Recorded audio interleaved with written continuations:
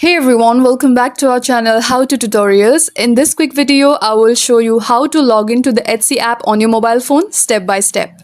First, open the Etsy app on your phone. Make sure it's the official one from Etsy Inc. Now on the welcome screen, tap sign in. You can log in using your email and password or choose Google or Facebook if that's how you signed up. Let me enter my email address here and tap continue. Enter your password here. If you cannot remember your password, simply tap forgot your password to retrieve it via email. Once done, tap sign in.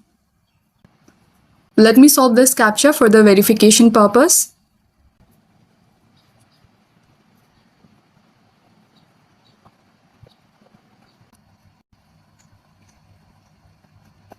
And that's it. You are now logged into your Etsy account, ready to shop or manage your store. If this video helped you, don't forget to like, subscribe and let me know in the comments what tutorial you want next. Thank you for watching and I will see you in the next one.